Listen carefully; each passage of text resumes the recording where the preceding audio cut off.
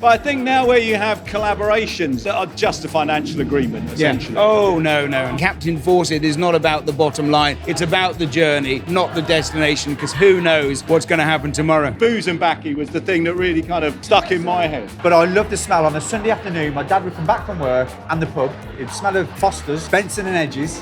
Excellent. And oil and petrol from the motorbike. And all that smell just mixing together, and it was just safety. It was a beautiful, manly smell, masculine. It just made me feel really, at home. Should we start with how you two boys met and then the kind of radical growth of Captain Fawcett? Well, it was in the wing of Brixton Prison where we were both doing an art class. No, that's not at all true. Ricki, you say. You're not meant to tell about that. Hi, welcome to the Noble Barber podcast.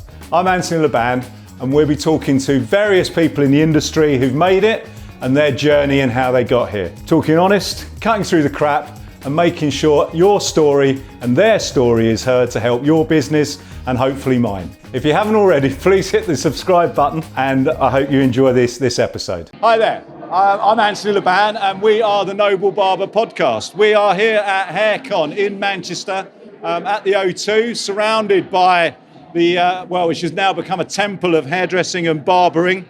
Great shows, great people, and amongst the best people here, obviously the man himself, Mr. Ricci Finney, and we are lucky enough to get Ricki Hall with us at the same time. So we've dragged them away from a cup of coffee because this is an origin story that I've wanted to hear forever. And so I guess really, should we start with how you two boys met and then the kind of radical growth of Captain Fawcett? Well, it was in the wing of Brixton Prison where we were both doing an art class. No, that's not at all true. Ricki, you say. You're not meant to tell about that. I deleted that from my past. It was actually so I bumped into Ali when I was living in Brixton at the time. This was back when I was drinking. I was a heavy drinker back then. And it was 11 o'clock in the morning, and I was walking past Ritzy Cinema. And I was on the way to a model casting. I can't remember what brand it was for. And I was walking around, I was severely hungover, and I needed a hair with a dog. So I popped into the Ritzy Cinema, have a couple of beers, and crack on with the rest of my day, crack on with the casting. And as I was sitting there, there was a lady across from me, now that I know that he's Ali, and she complimented on me on my big beard and moustache. And we got chatting, and we're back and forth, a couple of drinks in, and I had to shoot off. But before I shot off to my casting, she gave me a card, Captain Fawcett card. Never heard of Captain Fawcett before. I didn't even know there was beard products before, let alone moustache waxes and oils and all this kind of stuff. I was just kind of winging it. I grew this beard. I was 21 years old, and that's what was kind of catapulted me into the magnificent beard. Yeah, thank you. That's what catapulted me into the industry. A guy at 21 with a big beard and tattoos. The fashion industry didn't have that at that point. So we got chatting, gave me a card, and I didn't do anything with it for a couple of weeks. Anyway, one morning I woke up and found this card in my wallet, and I ended up emailing them, and we got in touch. And this was just as Instagram was kind of becoming popular. It wasn't a big thing back then. Social media wasn't even a big thing back then. So my Instagram was very small. Captain Fawcett's was very small. And I'd reached out to them. They sent me some products. Loved the products, loved the smells. And then Ricci and myself got into a meeting, and then I ended up doing a little film for them with was it a Triumph? It was brilliant. It was a Verrill's motorcycle. It's a really old motorcycle company down on in the south coast. And it's beautiful. It's got the old-fashioned petrol station and everything. So we decided we wanted to do a film for our original beard oil. So we asked Ricki, because he was a looker and he's still a looker, whether he'd be kind enough to be our model. I met Ricci, met Ian, who we still shoot all the content and the campaign stuff for Booze and Backy, amongst other stuff. We've just shot the cover for Barbers Society with them. The next issue. So Ian looks after all the photography stuff, and I get on really well. We get on really well. It's a great team, and Bryony as well, of course. And it just felt right. The brand was still quite small at that point, and then Ricci, back and forth, and then Ricci came to me and goes, "Look, Rick, I would love to do a collaboration with you." And this was my first ever, collaboration with anybody. You know, my career was still on the up. You know, I was still quite small and making a name for myself, and I was partying a lot, and I was having a good time. I was having a nice time. And Ricki gave me this, you know, this business opportunity, and I was like, yeah, you know, why not? Let's do it. And that was the best decision. Me saying yes to that collaboration was the best decision I've made in business in my life. And also, it was really very good for Captain Fawcett, because it was just really at the beginning of that kind of beard and moustache movement. The last beard and moustache movement had been way back in the 1860s, when all the soldiers had come back from the Crimea with big beards. But the beard and moustache movement was really beginning to take off. So how long had Captain Fawcett been forged? How long had you actually been running before this collab We've been started? about three years, but we'd predominantly moustache wax. And it was Ian that Ricki's making reference to, is the designer, whose wife is an aromatherapist, that first developed a beard oil with us. So from this meeting and filming with Ricki, as he said, the idea came about to do a collaboration. Yeah. And did you enjoy the film itself? Because that's gone into folklore now as a historic bit of cinematography almost. Well, it's still on our YouTube channel. It's absolutely fantastic. He plays I a haven't bike. seen it for quite a long time, actually. I haven't seen that because we've done so much work together, so much content, filming. I would when I get home in a bit. I was say, if you haven't seen it, go on. It's still on. It's still on Captain Fawcett's I was a lot YouTube. slimmer back. I was a lot slimmer back then. So yeah, be kind to me. Well, I be was a lot kind to fatter. me. So. I love it. So if we move forward then to beer and baccy was Booze and baccy was the thing that really kind of stuck in my head. Yeah, if I could just jump in. So you know, ideas back and forth. What should we call it? What should the scents and the smells be? And you know, I just went straight to the point where you know, my dad's my hero. You know, and he passed away. He passed away 8 years ago, and he was around, and he was poorly at the time. You know, and I just wanted to, you know, just to push that feeling of my dad's my hero. I want to encapsulate the smell of when my dad used to get back from work. He owns a motorbike shop. He owned a motorbike shop. My brother's taken it over now, and that's where we used to work before becoming a model. But I love the smell. On a Sunday afternoon, my dad would come back from work and the pub. It would smell of Foster's, Benson and Hedges. Excellent. And oil and petrol from the motorbikes. And that smell, walking into the house when my mum's cooking a Sunday roast, and the Formula One's on the telly, and all that smell just mixing together, and it was just safety. It was safety. It was a beautiful, manly smell, and it was just, you know, masculine, and it was just beautiful. It just made me feel really, you know, at home, you know, and nice and safe, and I'm getting looked after. And I want to encapsulate that in the smell.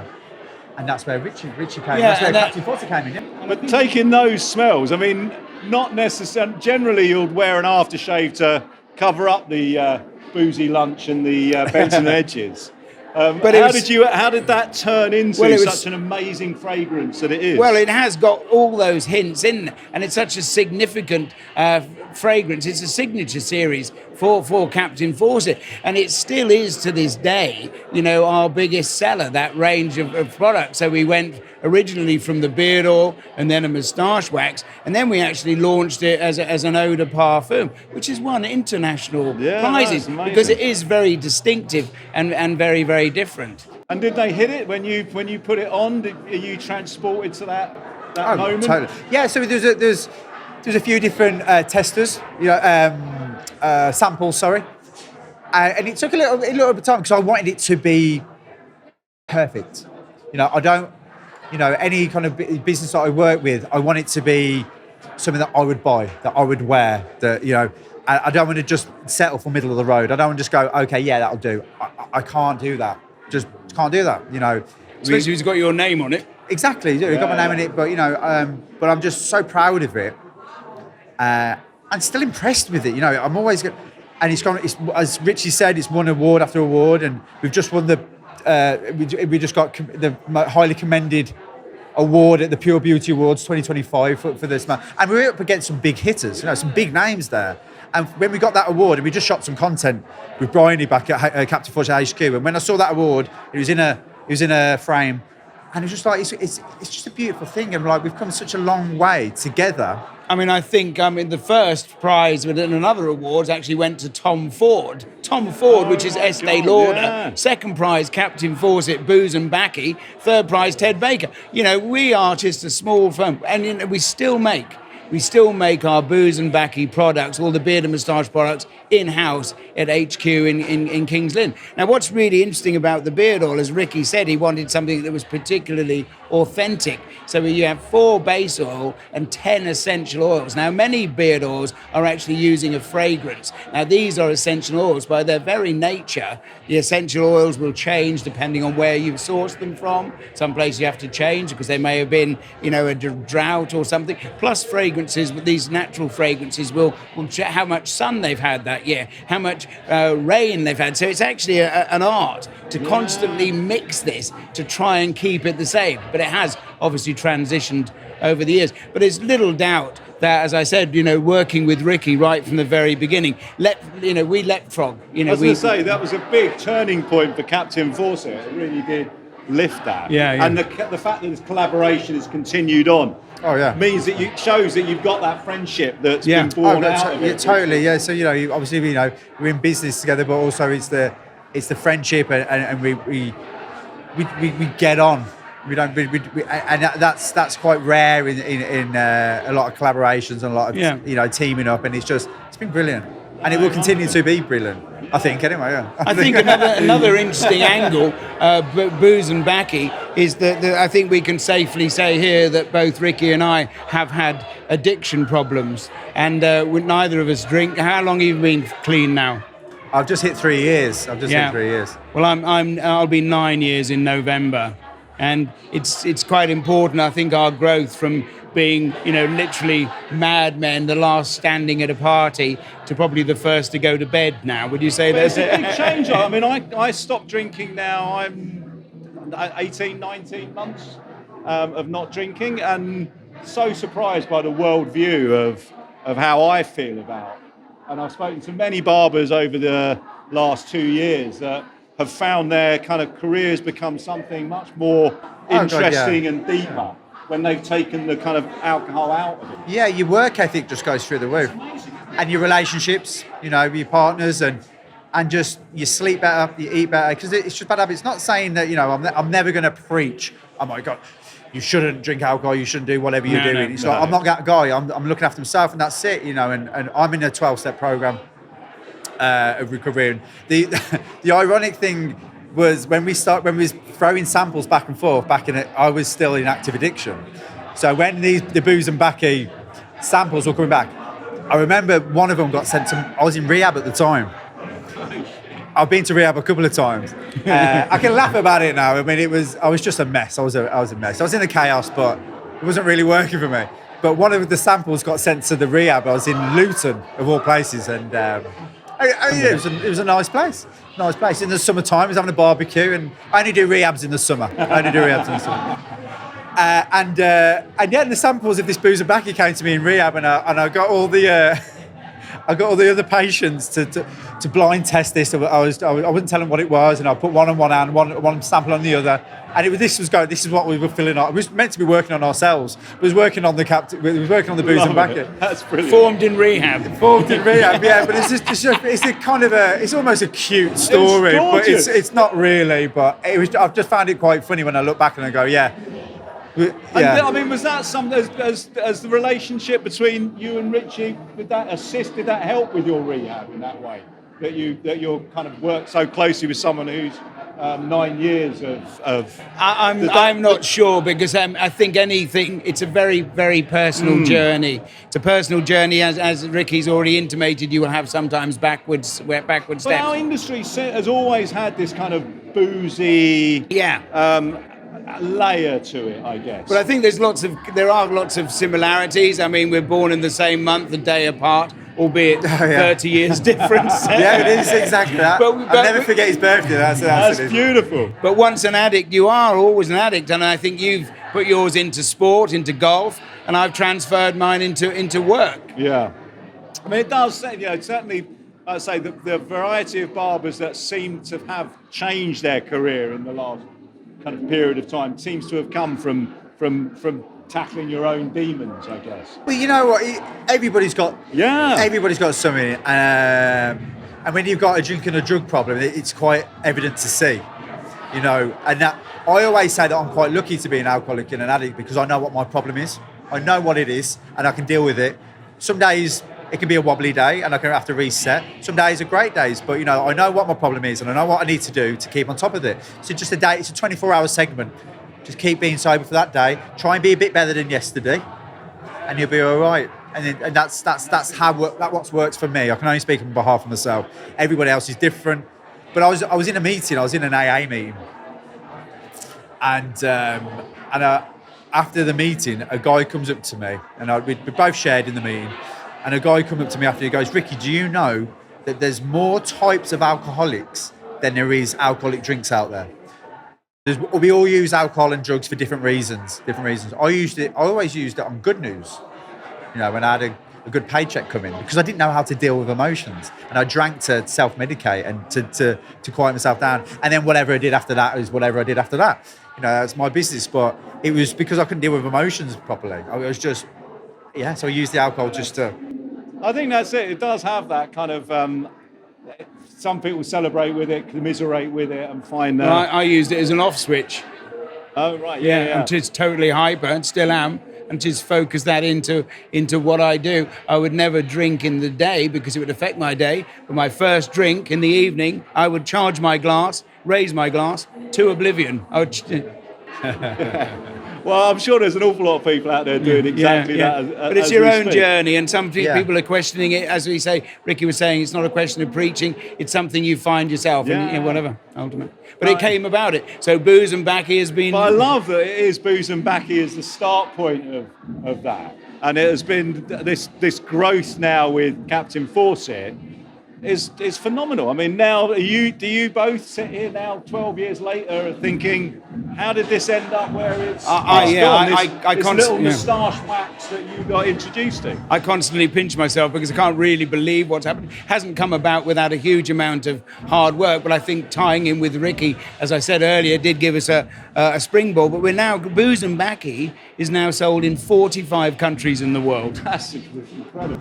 And it's all the other collaborations you do as well with Sid, Sid Sultan, and Rufus Hound, John Petrucci. Of course. You know, there's all these collaborations, and it covers the whole board, and it's the whole demographic. Anyone from. But everyone has this amazing story that you get involved with. You know, chatting to Rufus. You know, I had the pleasure of cutting Rufus's hair for a film with you. Yeah. And everyone seems to have that kind of really interesting tale that they pour into the product in some way. And I think that adds to the authenticity, you know, and I think that's absolutely crucial, that everything has a story. Everything does have a story. Yeah. But I think now where you have collaborations that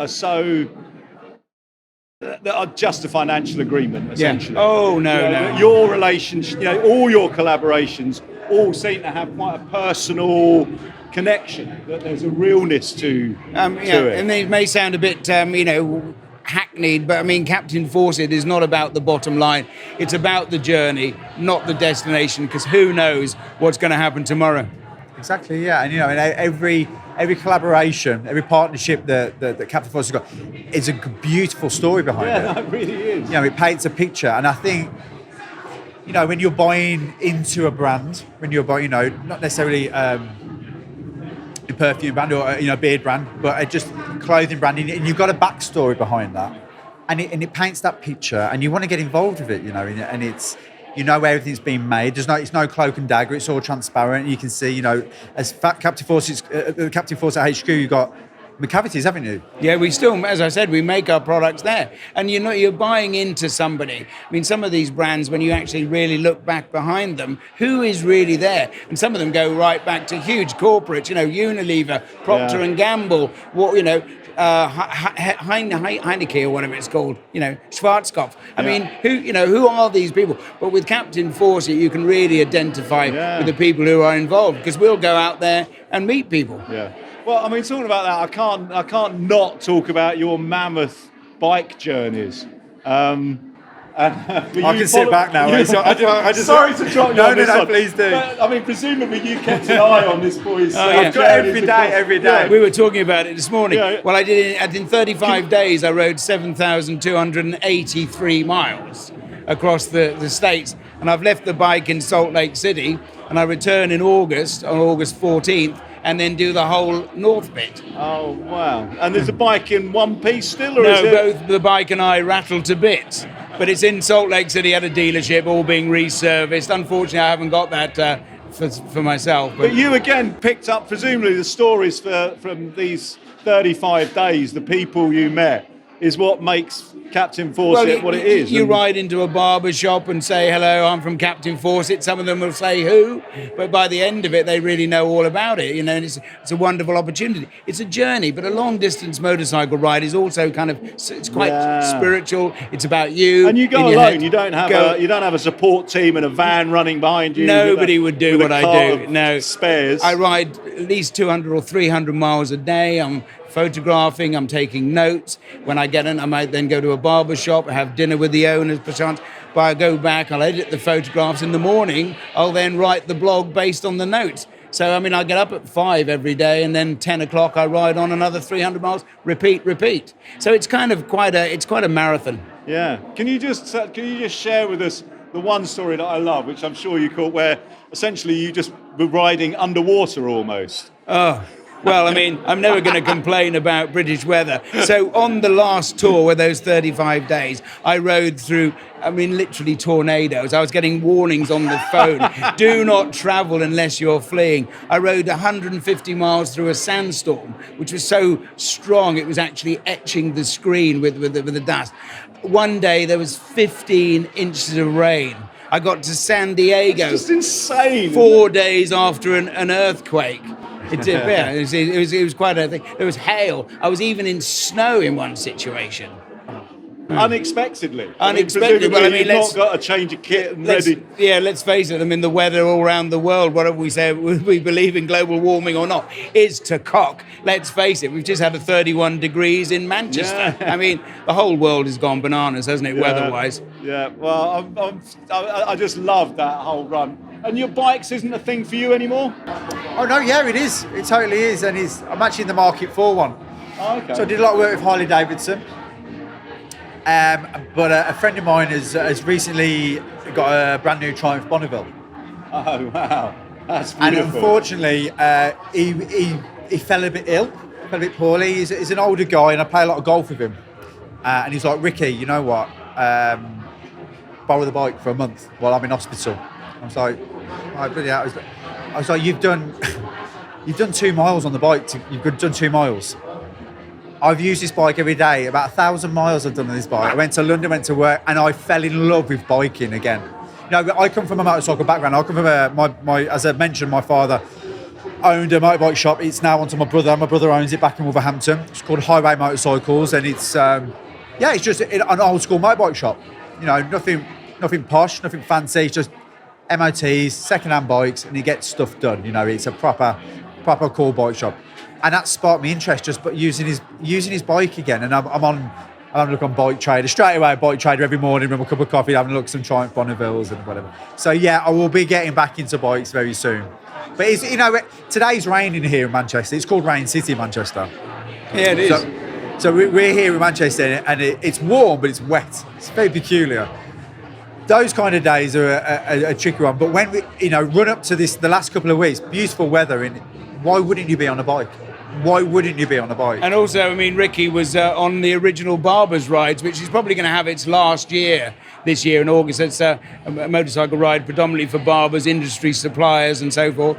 And it'll be its 10th year this year, and I think we'll have raised over 200 grand. Amazing. For Make-A-Wish, yeah. And why the end? Why well, because one? it's just huge amounts of work. Now, I think if you're doing something for charity, it should all be donated. There are many businesses running charities, and Movember is huge, raises a huge amount of money. The DGR, interestingly, which is owned by Movember, again makes huge amounts of money, but they take all their costs out of it. Whereas we do it all, we donate everything. And the amount when you're trying to run a business and run a ride, it's a lot of work. So we've actually shrunk back from it this year, and it's very very difficult for other people to find the time to pick up the mantle. I think the ride will continue as an ad hoc collaboration of guys going for a 4 or 5 day spin, but as an organised charity ride, I think Captain And Fawcett... so for this last one, what's the itinerary? You're joining this hopefully on your Bonneville at some point. I don't have one. I'm sending out very big positive messages. If I get one, then I'll try and get. So what we're doing is we're riding to all the companies that have supported it. That's so Uppercut,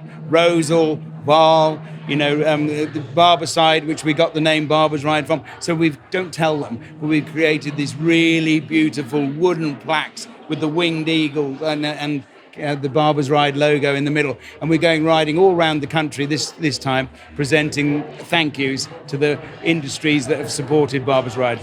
And what is really great about Barbers Ride, it's brands that people might think of as being competitors. I've got no time for that. I personally am not a competitor. I'm too old to compete, right? So it's really nice that all these brands have come together to support Make-A-Wish. So I'm really proud of being able to have helped orchestrate that.